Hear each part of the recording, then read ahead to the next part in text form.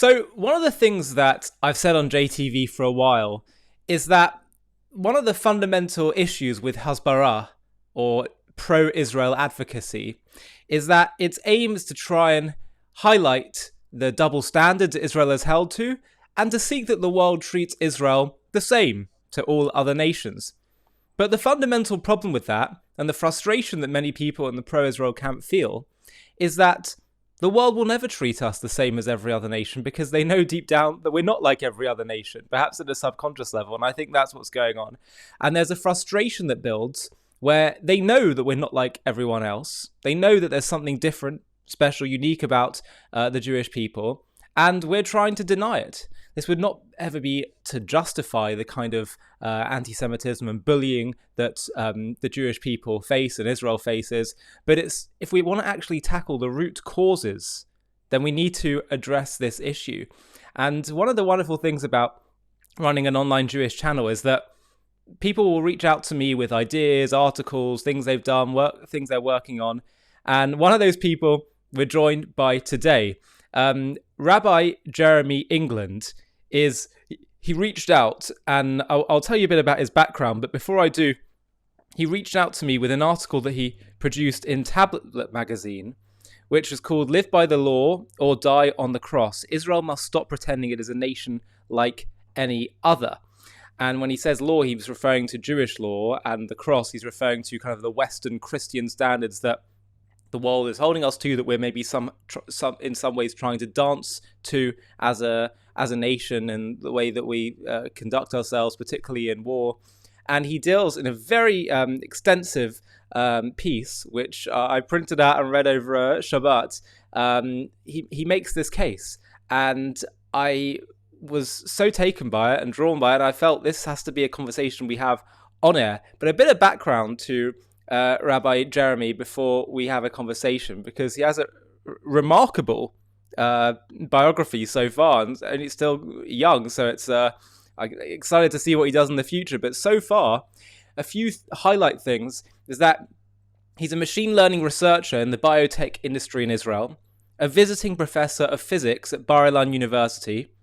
He was a physics professor at MIT, was once a Rhodes Scholar at St. John's College, Oxford, my country.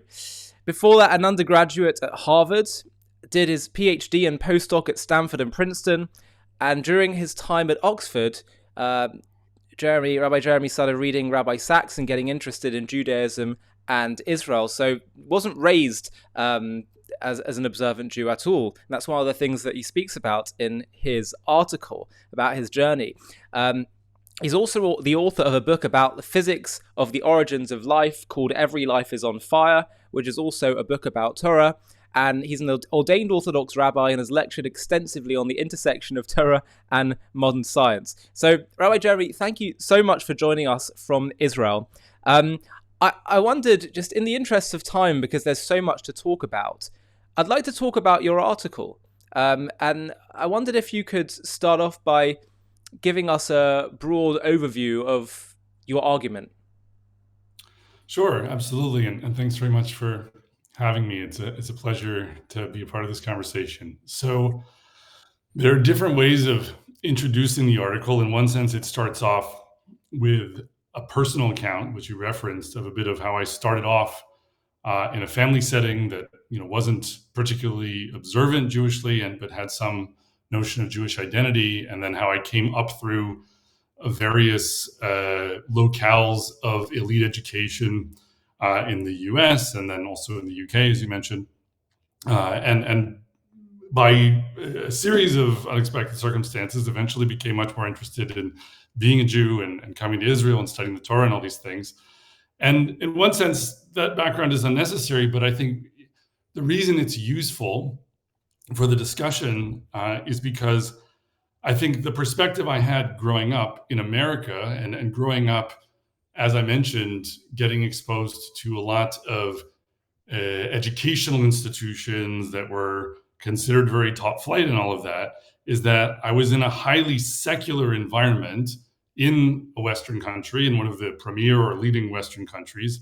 And I think the notion that I had growing up, up into early adulthood, was that the secular environment that I experienced, at a place like Harvard or at a place like Stanford or Oxford, as far as the intellectual sort of foundations that were being laid, that wasn't a setting or a set of attitudes that reflected a religious orientation. That instead, it was supposed to be this thing that had risen above or stepped outside of a religious orientation, right? That's how the Western Enlightenment kind of has marketed itself now for centuries, that there were these centuries and centuries of religion and really Christianity being at the core of Western thought. And then people, this is a caricature, but it's not too far from a caricature or it's not too far from the truth, rather, of how this is sometimes presented when you're being educated in these systems in the present day, that people thought really hard, they got really smart, and they figured out that religion, wasn't something you should, be too extreme about, or wasn't something that you should set ahead of reason. And now we have this extra religious, reason-based secular wrapping on which, Western societies, generally speaking, are supposed to be based. And then within that framework, you can be Jewish, you can be Protestant, you can be Catholic, etc. You can be all sorts of different kinds of things. Obviously, a lot other kinds of faiths in the world, and there's some truth to that account of things. But I think, particularly with respect to how it feels to be a Jew in the Western world today, and how it feels particularly to be a Jew who cares about Israel, or how it feels to be an Israeli trying to explain Israel to the world, that way of understanding the secular West gets very confusing, because what it buries or hides is that really secularism in the Western context was a way that Christianity came up with originally to sort of balance competing claims between different denominations of Christianity, right? Like, there were Protestants and Catholics who warred for centuries in Europe, and eventually you had these nation states that needed to provide a wrapping for a majority of citizens who were of some kind of Christian, but where they needed to be able to not have their commitment to one kind of Christianity be the same thing as the determinant of whether they could be a citizen or what rights they would have, etc.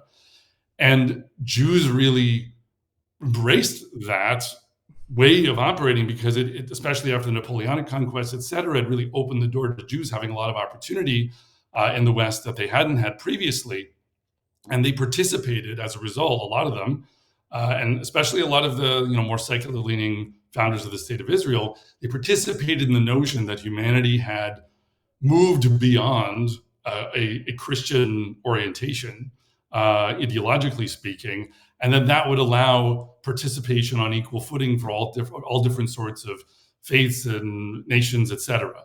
And I think the fundamental contradiction there is that really a lot of the way that the West understands now in the present day things like conduct in war, things like human rights, things like how nations are meant to pursue their aims or handle disputes with other nations, etc.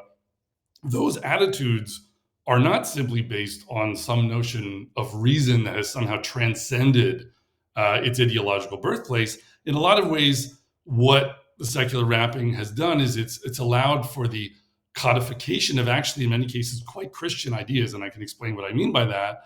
But in a way that has tried to argue to the world is now a universalism that should somehow be more acceptable to everyone, and that doesn't require you to have a particular commitment to Christianity. And that's going to produce a lot of confusion when, for example, Judaism or the Torah, or let's say Judaic civilization, will want to make and will need to make decisions about how to pursue its own security and its own interests according to a framework we have from the Torah that really might point in a fundamentally different direction on key scores, having to do with conduct in war and security and human rights, etc. And so the more we're aware that actually there might be an authentically Judaic position that we can argue for from within our own tradition that has an ethical basis, but that might differ not just from what the Christian world that's self-consciously Christian might come up with, but also what the secular Western world that's maybe sort of crypto-Christian might come up with, then we're aware of those points of difference and we can identify them and discuss them openly instead of tripping over them because we don't realize that we're not, as Jews, just trying to justify ourselves in the terms of a fundamentally Christian system. Yeah, yeah. So people will think, okay, that's really interesting, and but that sounds quite theoretical. But this actually becomes very, very practical. So I'd like you to actually elaborate. Can you go through some of the examples and help us to see just how relevant they all are in regard to how the kind of accusations Israel faces, the moral criticism she faces, and how there's a deep difference between a Torah-based morality and this kind of Western Christian secular worldview?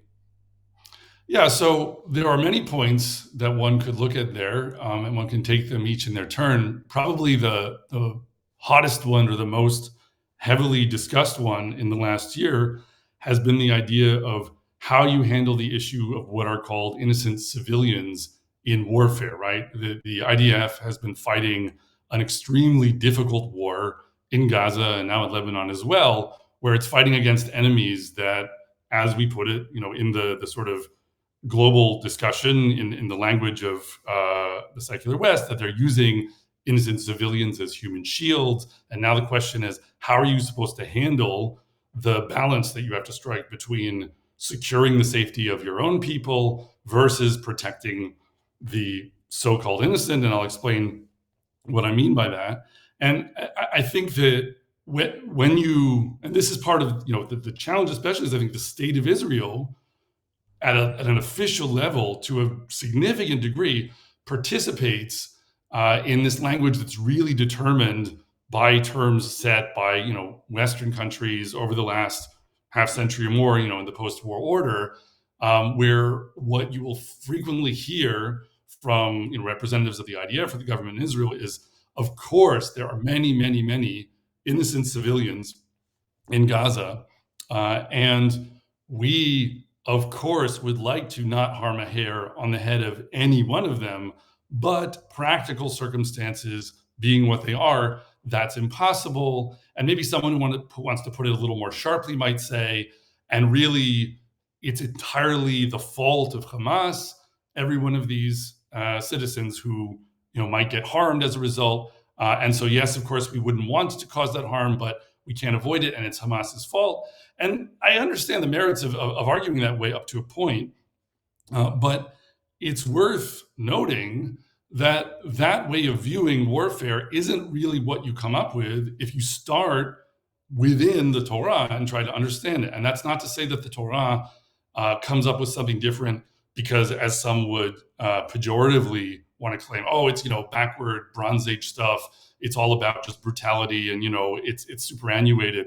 On the contrary, I think the Torah is extremely subtle in how it understands these questions, but it also comes to different conclusions. So a major example of this, which is cited in the article, comes from one of the Talmudic era sources we have that influences halakha, Jewish law, called the Mechilta, where it quotes a comment in the name of Rabbi Shimon ben Yochai, talking about this moment in the Torah, in the book of Shmot or Exodus, where Pharaoh is chasing after Bnei Israel, after the Israelites, when they're headed to the sea, when he relents and he sort of decides he doesn't want to let them go, and he's chasing after them with all his horses and all of his men, right? And we know what's going to happen. They're going to get washed away in the sea.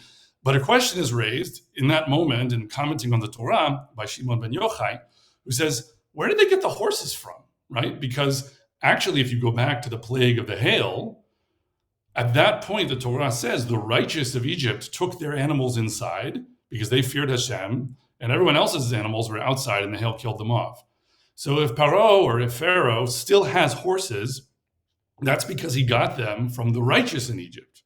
And if he got the horses from the righteous in Egypt, then that means the righteous in Egypt, the tzaddikim, were somehow ultimately supporting the war effort of Paro, even though they were considered righteous. And the conclusion of Rabbi Shimon ben Yochai, and you have to paraphrase to some degree because the language of Talmudic era comments is very terse and very blunt very often. But essentially the point is, in times of war, you need to be willing to kill the righteous among your enemy as well as the wicked. And that's an even stronger notion than what you maybe more commonly hear from people who are trying to articulate what they think of as being a very pro-Israel position, right? Usually what people will say is, look, of course we don't want to harm anyone who's innocent, but we Blame have Hamas, blame no Hamas. choice, blame Hamas, but if we could wave a wand and make it not happen, then of course we wouldn't want, to have it happen. Or they'll try to question the innocence, which I think is also very legitimate. You have to say, okay, who is innocent in Gaza, right? Before we start saying, oh, it's just, 25 people who planned this and another few thousand soldiers in uniform and everyone else is a good guy that we're trying to rescue there. That's a gross distortion of the state of affairs. And many people have pointed out how organic and grassroots and widespread the participation in the massacre of October 7th and in the infrastructural support of Hamas's war effort and everything, how widespread that is amongst the Gazan Arabs. And so to the degree that that's the case, you could, try to regulate it by saying, well, they're maybe not so innocent, but that's like a very slippery slope because, you'll get caught with someone saying, well, okay, what about a child? What about this? What about that? But what Torah is leading us to is saying, look, in a war, and Rabbi Shimon ben Yochai came out of the era when the Romans destroyed Judea and, tried to kill the Jews off, basically, right? So he understands the stakes here. In a war against an enemy that's trying to kill you off, you don't have the luxury of patting yourself on the back and saying, what a good and righteous person I am. And I would argue, we can follow this up, but really what a good Christian I am, because I understand that I shouldn't ever be willing to do harm to people who are considered innocent. I'm so good because I have the desire, but then practical circumstances, cause me to act a different way. One of these sources in our Torah that's authoritative, that goes really back, to the oral tradition on which the whole thing is based, is telling us, well, look, hang on a second, right? If the righteous of a society really are part of the war effort, even if they don't mean to be as individuals, maybe part of how you have to understand the way wars are fought is you have to not only consider individuals and their innocence or guilt, you also have to consider the group, the collective, that this is a confrontation between two groups. And unless you view things in those terms, you're not going to get it right. So Abraham can argue with God about the righteous of Sodom and whether a certain number of righteous people in Sodom merits the city being destroyed. But ultimately, that's an argument with God, right? And it's up to God to determine the outcome of events according to his justice, right? But if we're here on earth, lo bashamayim, the Torah is not in heaven, right? We have to make decisions here on earth. It can be correct to do something according to the Torah that is ugly and distasteful in the sense that you don't have any desire emotionally to do harm to people who, in the picture, so to speak, look innocent, but you do have the motivation to follow the Torah. And if following the Torah and doing what's correct means fighting the war against the nation that's warring against you, then that can mean doing things that, don't look so nice if you're only considering things from the standpoint of the innocence or guilt of individuals. Mm-hmm. So, and before we get into, I think there's more examples that we want to get into in terms of critiques that Israel faces and how she's trying to dance to Western moral standards rather than Jewish. But let's just stick with this one for a second. This issue of, how you conduct a war and civilians or non-combatants, as I prefer to call them. Do you have a sense of why the Torah's position is actually more moral? I mean, I can think of many reasons why that might be the case, but do you have any sense of why that is? Yeah, well, I think there are different ways of taking that question up, because from one standpoint, within the Judaic system, the premise is that we learn about what's moral by studying the Torah. And it's worth pointing out that that isn't a less coherent or more arbitrary way of operating than Western thought really offers us. It's just that I think very often the West kind of tries as a sales job to claim it's doing something better and something different, right? Like, oh, you're backward and blinkered because you're just accepting these dictates, without questioning them, which of course we don't do. It's all about questioning and examining and studying, right? But you're accepting these dictates, whereas I, from pure reason, will just start by laying out a few principles, and then I can derive what's correct. That's the sort of, again, the character of the caricature of the Western Enlightenment's rejoinder to this. So, at one level, I think you have to start by saying, look, sometimes doing what Hashem wants us to do is going to lead to a surprising result, or an emotionally difficult result, at least. And we can't just reject it on that basis. And the Torah is very interested in that struggle, right? Like the binding of Isaac is all about this question of, what are you supposed to do when there seems to be this extreme tension between either some notion of what you feel emotionally capable of, right, or some notion of what your instinct tells you must be right on the one hand, and what the divine command is on the other. And interestingly, in that example, the resolution is a narrative, meaning that ultimately Avram is not asked to sacrifice his son.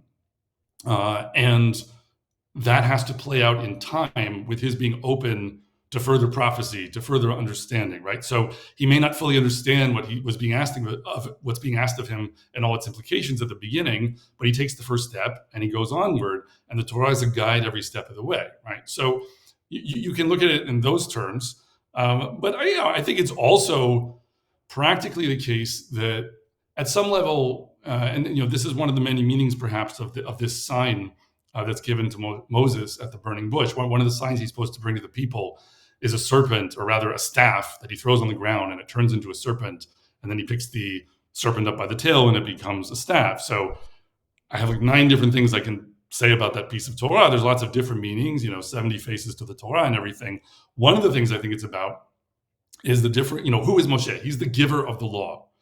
And what is the world that we live in? The world that we live in is a very complex and unpredictable world, right? So it's a snake. It's a dangerous and unpredictable agency that, if we grab the tip of the tail of the snake, we don't know sort of where the tail is curving and how that's going to lead to, where the fangs end up. So very often when we try to reason based on the initial choice of action and then the consequence that comes down the line, we can think we're being very moral in how we judge things from where things look at the tail of the snake. But by the time we get to the head of the snake, we have no idea where that's going to be, and we don't really appreciate all the downstream consequences. And that what Moshe does, meaning what the Torah that he brings does, is he takes the snake by the tail, turns it into a staff, meaning now a staff is a thing where the tip of the staff is predictable relative to where the tail of the staff is. So it sort of makes the world predictable in its long-term consequences.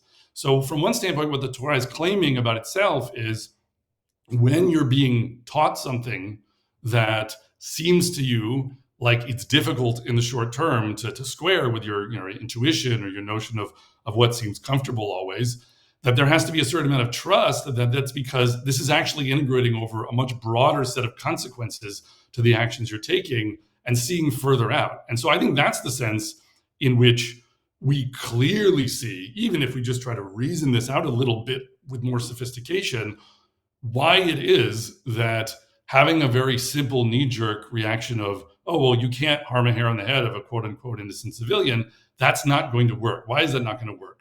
Because the moment you say that's your principle, your enemies start using people as human shields, and a whole lot more quote-unquote innocent life has to be killed in order to do the most basic thing to ensure your own survival, right? So we have in some ways, I say we now, like the state of Israel, and this is a very sad thing, since Oslo and really before, and I would argue to a significant degree because of the melange of Jewish and maybe more Christian or crypto-Christian, post-Christian Enlightenment ideas that have fired the sort of ethical reasoning of the modern state of Israel since its founding, we've cultivated in our enemies over time a more and more extreme version of this perverse reaction against our refusal to keep the Torah and the way we fight wars, where we say, look at how innocent we are, look at how ethical we are, look at how concerned we are about our enemies' quote unquote innocence.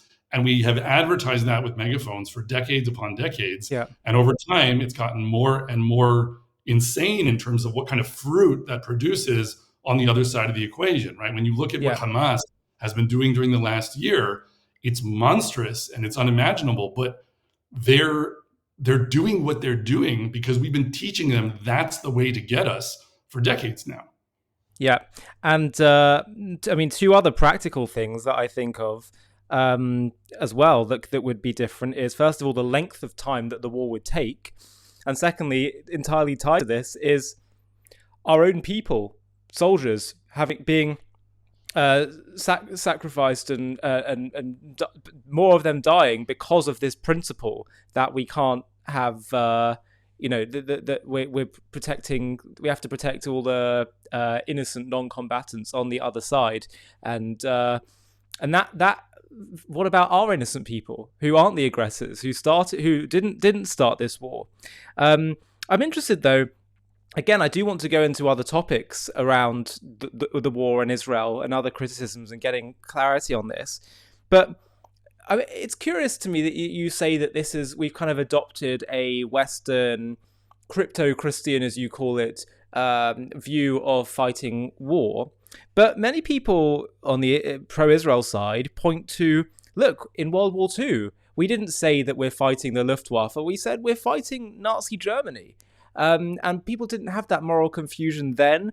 And some people respond, the Piers Morgans of this world and others will respond by saying, well, yes, I do hear that, but at the same time, we didn't have the pinpointing technology that we have today in order to go after people. So I wonder what your response would be to that.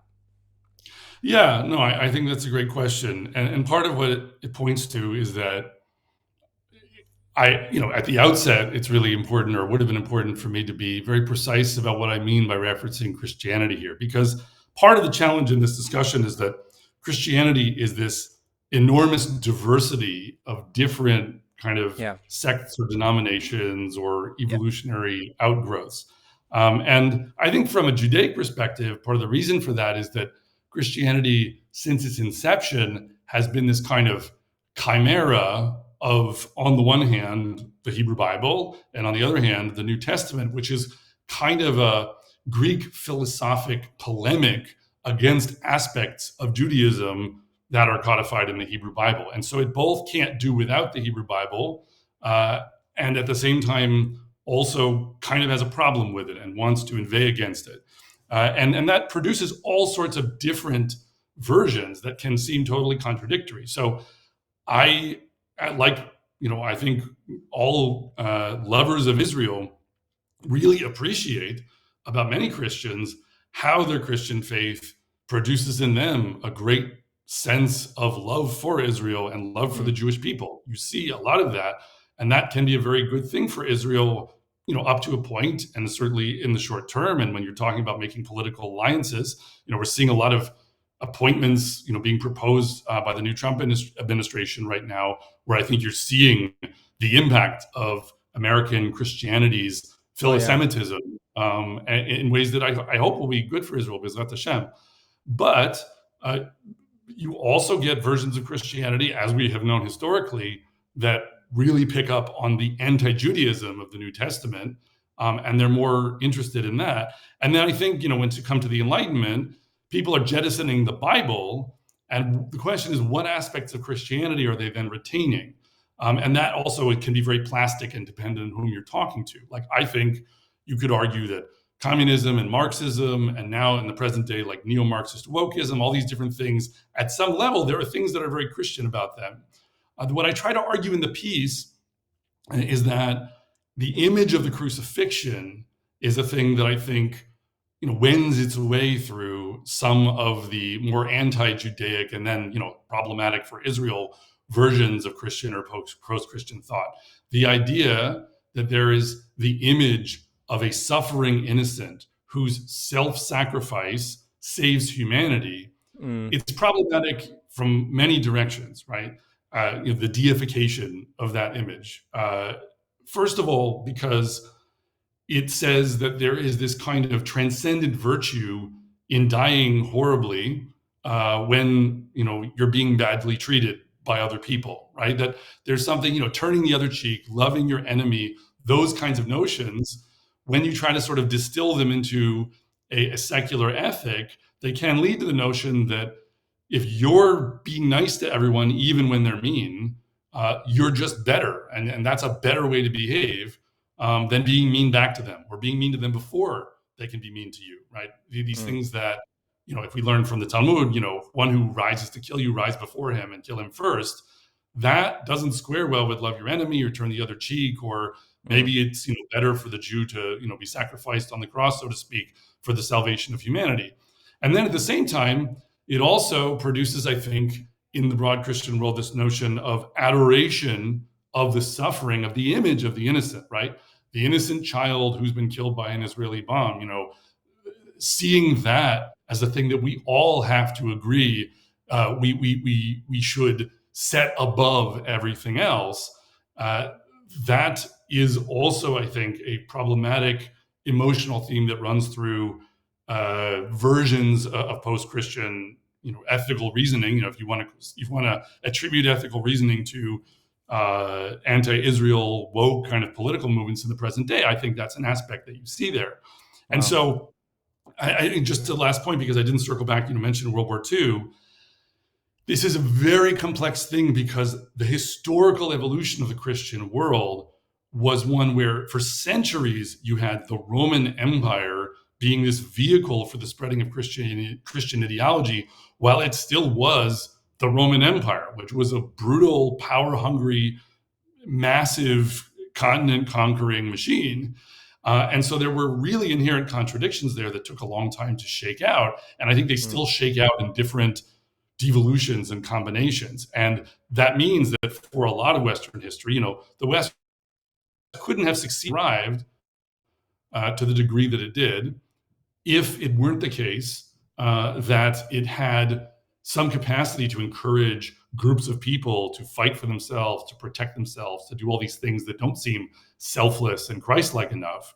But that, I think, doesn't guarantee that you don't get this backlash of, okay, now that we've matured, we've realized all wars are bad, or all people who fight wars to win are being too unchristian. And maybe we can't, criticize everyone for acting that way, but let's start with the Jews. That has now been the mechanism that Israel has had to struggle with, and that gets back to this first point you made about the sort of the uniqueness of the Jewish people, that Israel is a nation unlike any other, and we can talk more about that. But I think that is one of the things that really has redounded to the detriment of Israel in world opinion, is this willingness to say, almost as a token or as a symbol, maybe we can't ask everyone to selflessly kill themselves to sort of send a moral message to humanity, but maybe we can get Israel to do that, and maybe that will be message enough. But specifically on the question of World War II and people saying, well, Israel doesn't have to fight by those same standards today. Do you accept the notion that we did consider ourselves at war with the nation of Germany in World War II? And do you think that, and why was that? And so, yeah, in the we in that, I guess you mean the U.S. and Britain. Yeah. But sure, I mean, I think that there's no question that there's plenty of historical evidence that if you go to the first half of the 20th century and further back, countries like the US or Britain or wherever else, they didn't have a problem saying, look, countries go to war. And when you're at war with a country, you have to fight it in a way that doesn't set the protection of your enemy's quote unquote innocence all the way at the top of your priorities. And that it's okay to wage war against another country and win. And then once the war is over, you do the best you can to treat people by standards that seem acceptable or something. So yeah, I think that there are versions, and actually I would say also that the further back you go, the more there was real Old Testament biblical morality Yeah. firing the mainstream notions of ethics that you found in the West. And one of the things that took a while to germinate was the Enlightenment kind of facilitated the jettisoning of the Old Testament, where it sort of says, like, well, we can distill the Sermon on the Mount, and that's really the kind of pinnacle of morality. We can talk about how we kind of don't like the vengefulness of the Old Testament God and sort of participate in some medieval anti-Semitism about that. And so we don't really need that stuff anymore. But yeah, when people stop reading the Hebrew Bible, they do lose contact with the notion that you can be on the right side of something and also sometimes have to be violent and also sometimes have to win a war. Yeah. Can you talk about some other examples in which Israel may feel the need to appease this Western morality, but where there's an inherent contradiction that it just doesn't work? For example, one of the things you talk about is this, Israel's trying to say that we're a democracy like all others, but at the same time, then how can we have this law of return for only Jewish people around the world? Yeah, definitely. So I think there are aspects, as you say, of this issue that don't pertain to conduct in war, but also have to do with how nationality and faith and politics all mix together and how that plays out in the state of Israel, how it ideally should or could play out in the state of Israel, and also how it does in practice, and then comparing that to how it might do so in the US or the UK or some other Western democracy. So if you go to the American Declaration of Independence, right, there's this famous phrase, we hold these truths to be self-evident that all men are created equal, et cetera, right? They're endowed by their creator with certain inalienable rights, life, liberty, the pursuit of happiness, right? There's nothing there that sounds explicitly Christian. It just mentions the idea of a creator. But at another level, there's a radical notion of the equivalence of individuals that Jeffersonian ideas that fired, the thinking of the founding fathers, not without tension with other ideas, but at the point where the U.S. was conceived, there is this notion of just all men are created equal. That sounds like a phrase that a whole lot of people can get behind. That was quoted by Martin Luther King during the Civil Rights era, right? The issue there is that if you now are coming from the standpoint of Torah, the Torah sees the world differently, and not in this way where it's, the Torah sees the world based on hatred towards people who don't belong to one nation, or the idea that one nation should oppress another nation, or all these things that now are always implicit, immediately in the West. If you start recognizing difference in any way, then it's like, you must be in favor of apartheid. You must be in favor of Jim Crow, slavery, whatever, right? All this sort of nastiness of the history of the West in the last few centuries. But, if you start from within Torah, the way the Torah understands the role of the Jewish people is that the Jewish people are supposed to have a unique role in the world. We're supposed to be a mamlechet kohanim, a goy kadosh, right? A nation of priests and a holy people. And that doesn't mean we're meant to rule and subjugate the world. It means we're meant to see ourselves as being called to a mission of setting an example for the world. And that in order to do that, we're supposed to have this little land where even within the Jewish people, different groups of people are called to different roles, right? There are Kohanim, there are people who are the lineal descendants of Aaron, the brother of Moses, and they're supposed to be the ones, let's say, performing the sacrifice or blessing the people with love or what have you. And that's different than someone like me, for example, who can not do that according to halakha because I'm not a Kohen. And that doesn't mean Kohanim are better than me or worse than me. It means that there is a specialization, a sort of concentric set of circles where there's a group whose kiddusha, whose separateness from the rest, produces this kind of symbiotic relationship where the whole can benefit from the specialization. And then the Jewish people understand, according to the Torah, their own role with respect to the rest of humanity that way, right? That according to Judaism, the whole of humanity isn't called to keep the whole of the Torah. Obviously people can convert, but our goal is not to make the whole rest of the world keep the Torah, but it might be to keep the Torah and then say, look, you can learn from the example that you see with what we're doing here in this little land. But the point is that particularism, right, that notion of a separate special mission for a group of people becomes very uncomfortable for Westerners when you think about its political implications within the borders of the land of Israel with respect to things like sovereignty, because it starts to say, well, look, if this is going to be one little country for the Jews, then we can't have open borders, and we can't have an immigration policy that says it doesn't matter whether you're Jewish or not, you can come here all the same. And that sounds, to an American ear, like a sort of a violation of equal protection, even if in fact Western countries never really have had fair policies, with respect to these issues themselves.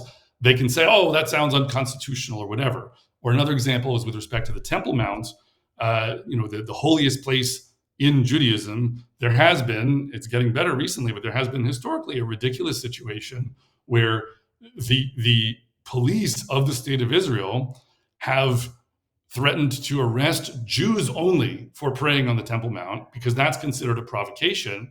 And there's something so tempting to a Jew who's pro-Israel but wants to speak in a Western and sort of crypto-Christian language to say, there's a universal message that all people are just the same.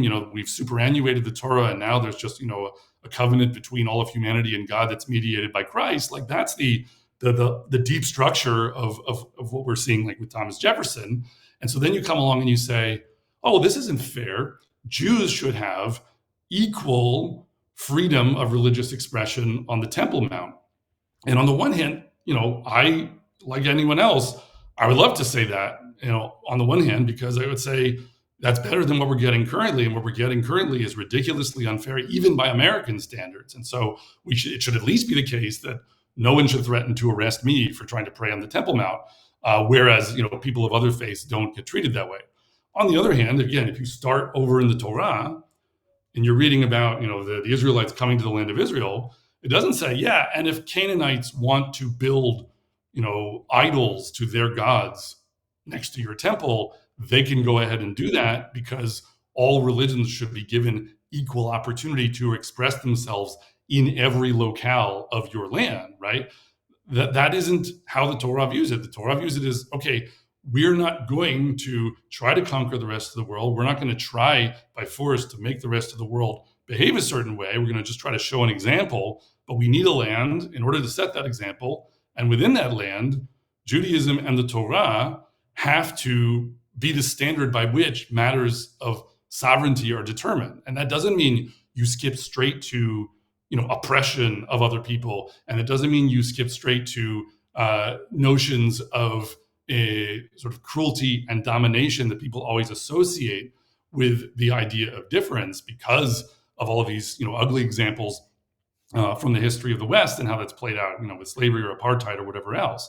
But it does mean that you need to be comfortable with having laws that wouldn't fly in the United States, because they would at some level run aground of the constitutional jurisprudence. And it can still be the case that, according to the Torah, if you're doing things right, you're going to be giving justice to everyone, you're going to be giving kindness to everyone, but you're not going to be conferring equivalent status with respect to matters of ritual and their political implications to everyone. Yeah, absolutely. And it'd be interesting also to think about whether do some of these principles also, should they be applied for all countries as well? It'd be an interesting thing to pick up on as well. But I also want to get your thoughts on just, let's speak a bit practically now. We've been sort of thinking quite broad philosophical ideas and principles, but practically, what are some of the kind of proposal policy shifts, talk point shifts that you are recommending? I think in practice, it's both about how we communicate and also how we act. So, in the article that we were talking about, for example, the three main examples that I raised towards the end were having to do with land and sovereignty and conduct in war. So I think we could change how we deal with the supposed issue of innocent civilians, and we could do more to save the lives of our own soldiers as a result. And I think that could be more correct according to the Torah. And it might also actually, in ways people can reason out, lead to a war that's shorter and really less cruel and difficult for the enemy, just because of how much more quickly we can get to the finish line if we're not, stepping on eggshells the whole way, supposedly, in order to behave more ethically, when in fact, according to the Torah, we're behaving less ethically. So that is relatively simple in terms of what could change in praxis. And then in terms of how we communicated about it, I think the point is just to say, look, we need to message in a way that's rooted from within our own tradition and say, look, we're not learning right and wrong from the rest of the world. We have a message about right and wrong for the rest of the world. And it comes from the most elaborate and sophisticated civilization interested in discussion of ethical issues that has developed in the history of humanity because of how old it is and because of how focused it is on that question. I think that there is a sort of a difficulty Jews have, especially having come out of diaspora, especially out of diaspora in the West and in the Christian West, of not wanting to speak with a tone that sounds arrogant to people. Because if you go back to, I don't know, the 19th century and like take a page out of Daniel Deronda or something, it was natural for Westerners to accuse Jews of bigotry. Like almost the definition of bigotry was being a Jew, because Right. Jews thought that they had it right, and that's bigotry. And so we don't like that because somehow it's more Christian to think that Christianity is right, and somehow that's not bigoted, right? But that was a sort of a crucible out of which we came. And so now we have this hesitance to say, look, the way our tradition works, we think that within our tradition there is enough sophistication, that there's enough of a diversity of voices and arguments and careful examination of cases and all of these different things that you don't even necessarily find to nearly the same degree in anything outside of Torah, at least certainly in the West. And to the degree that's the case, we're not worried that we're going to get it wrong because we're reasoning from the assumptions of our own tradition. And so, you have the opinion that we should be conducting the war this way. Well, here's how we arrive at our conclusion from our assumptions, and we need to start teaching Torah. And that's a process, right? And I'm not saying that we want the IDF spokesperson tomorrow to just start, sitting down with a daf of Gemara and treating it like someone has to get up to speed with our way of reasoning about this, because it's obviously also not the way all Jews are equally comfortable reasoning and arguing. But I think there are baby steps that one could take, saying, look, here's the terminology you're going to use in order to talk about the situation. And that's setting us up to be constantly on trial and never exonerated because of what we have to do. And here's the terminology we're going to use to describe the situation. And this is what, this is where we're planting our feet. And here's how you can see, the way that we come to our conclusion about what we have to do. So that's one, example. Yeah. But also with issues of sovereignty. We mentioned the Temple Mount before. I don't know why Jews shouldn't, for example, be able to, now that we have supposedly reconquered the Temple Mount since 1967, why can't we have a Paschal sacrifice on Passover, where people eat roasted lamb? Like that's part of the Torah. What is the actual barrier to that? And there are people who will say there are halachic barriers in Jewish law. That's a whole separate discussion. There are many people with great depth in study of Torah who don't agree that there are fundamental halachic barriers to doing that. And so it's a simple matter of why shouldn't we do that? And it's so interesting, right, that if you look at how our enemy named their attack on October 7th, it was the Al-Aqsa flood. Al-Aqsa is their name for the Temple Mount, or for the holy site they've made for themselves on the Temple Mount. Hamas's understanding is that this is all about they're trying to prevent us from keeping the Torah on the Temple Mount, right? They've defined themselves as an antithesis to Jews actually keeping the Torah. And at the same time, they don't actually feel defeated when, you bomb their people and blow them up. The thing that actually defeats their ideology is to show them that the idols that they've picked are being shattered. And one of those is just showing them that they can't stop us from asserting claim and sovereignty and, Judaic practice in our own land. So even if we were just trying to sort of use what is their fundamental ideological vulnerability against them, we would say we should be, trying to be more muscular and expansive about how Jews assert sovereignty in the land of Israel and connect that to Judaic practice. But that's also, I would argue, what we, should be doing anyway, because it has a positive impact potentially on our society. It's a whole other discussion, what the temple mitzvot, what the commandments of the temple really could bring in the way that the land of Israel brought something to the Jewish people that it was lacking for thousands of years. And then lastly, there's a point about conquest of land, right? That the same way, let's say, that Hamas or the Mujahideen that are fighting against us, that they fundamentally don't care about the lives of their own people. What they care about is holding on to land, that even if we just wanted to punish them by shattering their idols, we would take land from them and keep it because that would make them afraid to ever attack us again. It also so happens that according to the Torah, according to our own understanding of right and wrong, this is our land, and that you can't really send a message to the whole world about justice and kindness and Hashem's role in the world until you carve out a little tiny piece of it where you say,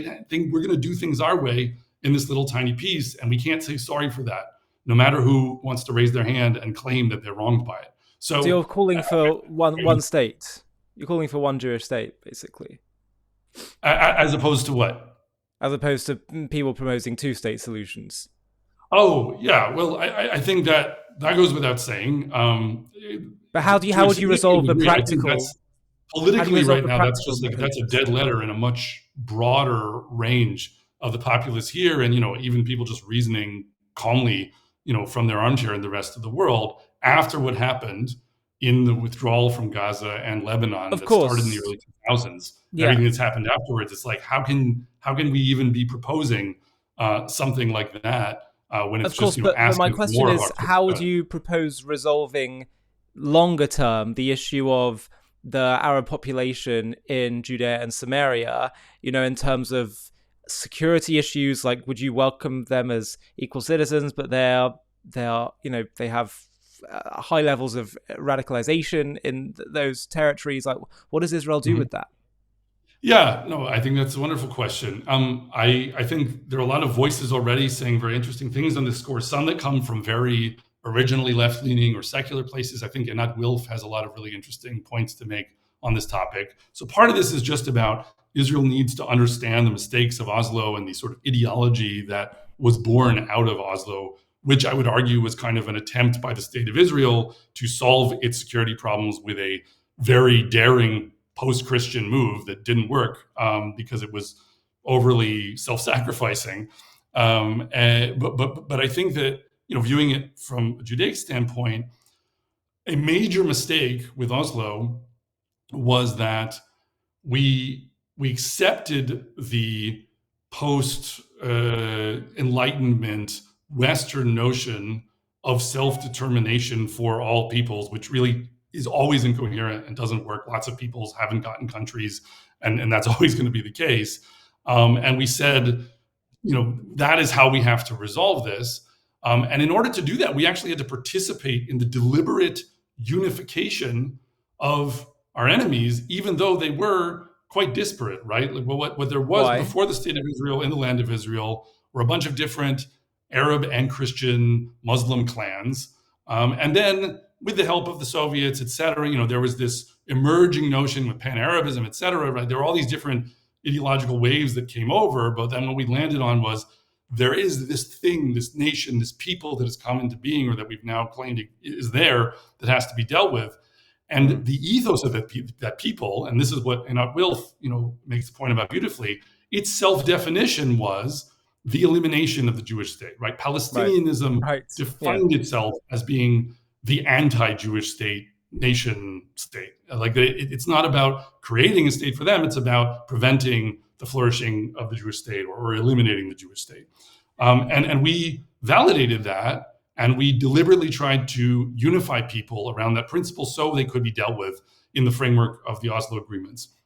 And that really blew up in our face in a variety of ways. Not to mention the fact that Hamas is not even interested in that, right? They're interested in jihad, conquering the whole world, right? They see this as a launch pad. They're fundamentally uninterested in self-determination for a supposed Palestinian people, but they see it as a means to an end, and they're very open about that. So I think that what we actually need to be doing is thinking more in terms of how the Torah recommends it, which is that we have to go me'at me'at, right? We have to go bit by bit. We have to create a regime where we say, what do we want? In the end, we want a Judaic system that provides for kindness and justice and fairness and all these things that the Torah enjoins upon us to guarantee to non-Jews living in the land of Israel. But we have to figure out who is amenable to becoming a part of that program and who wants to wage war against it. And we have to do that locally in a case-by-case way. So instead of saying we need one solution for this whole group of people, what we could have been doing for the last however many decades, and maybe still can start to do, is say, look, there are some places where a whole bunch of people say, look, this is good for me, and we like you, and maybe we're willing to kind of get with the program a bit and say, we're loyal to your system, but now we want to be given certain freedoms and certain opportunities to flourish within that system. And that can work beautifully, and people can have a lot of autonomy and participation and self-rule on certain scores within such a framework. But then also you have people who, when you put it to them that directly and you say, okay, do you want to become a part of our system? And they say, no, we want jihad, or no, we want to go down with the ship rather than accept your existence and your sovereignty.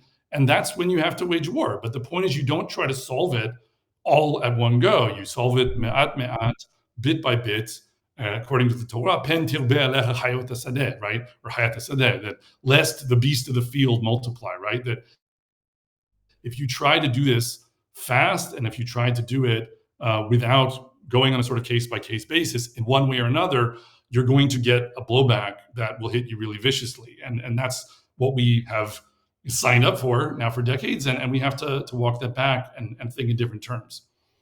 Absolutely. Well, Rabbi Jeremy, this has just been a fascinating discussion, and I think we've literally just scratched the surface. And what I really appreciate with what you're doing is not just saying, okay, here's what we should do differently, here's a policy proposal instead, but actually laying the philosophical, values-driven groundwork for all these ideas, so we have the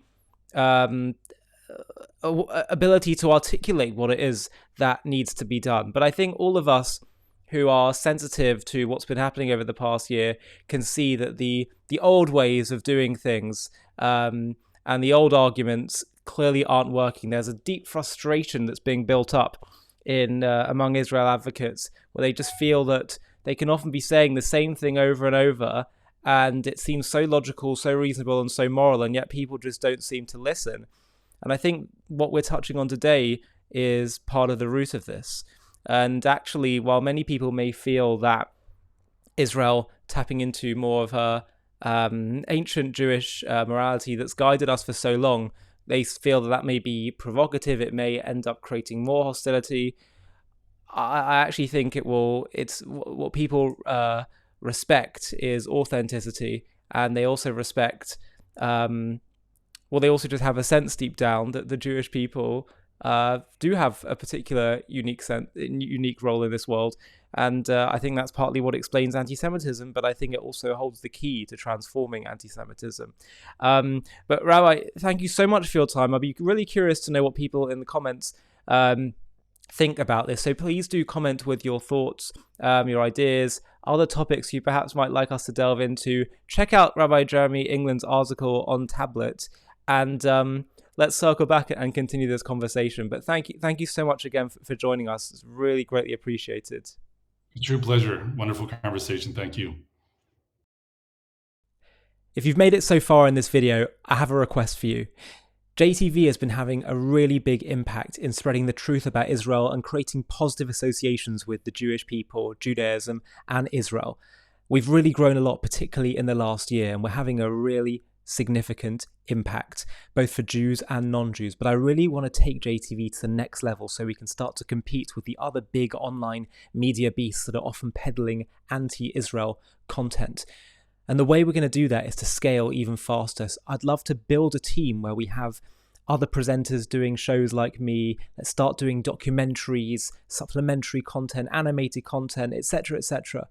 And to do that, I'd like to build a bit of a team. So what we're going to do is we're going to do one fundraising day, just one, where we try and build up some funding in order to fund such a team. Now, to do that, it's going to obviously require people to get involved. And I'm wondering if you would consider if you're watching JTV content and appreciate what we do and want to help partner with us in taking this to the next level and spreading the truth farther and wider than ever before, I wonder if you'd consider partnering with us simply by running a mini page on the fundraiser that we do, where you just reach out to your contacts on that day that we choose to fundraise and see if they'll all chip in. If you'd be up for doing that, of which I would be so grateful, then please click on the Google form link in the video description of this video, where you can simply just put in a few contact details. It'll be a very small commitment, as I say, literally just one day that we'll all agree upon as a collective community. But the impact is going to be so big. There's such strength in numbers. If we all pull together and do this, we can take this to the next level. And as I say, all of us can partner together in bringing and spreading the truth to the whole world. So please do consider clicking on that link, filling in the form, and I'll be in touch very soon to talk about the next steps. Small commitment, but a big impact. Hi, thank you so much for watching. To watch another one, click here. To stay up to date with all our content, click here to subscribe. And if you're able to, you can help support JTV to grow and grow by clicking join below this video, where you can become a member and get perks including early access to videos and private live discussions with me. But most of all, you'll be partnering with us on our mission to change the world.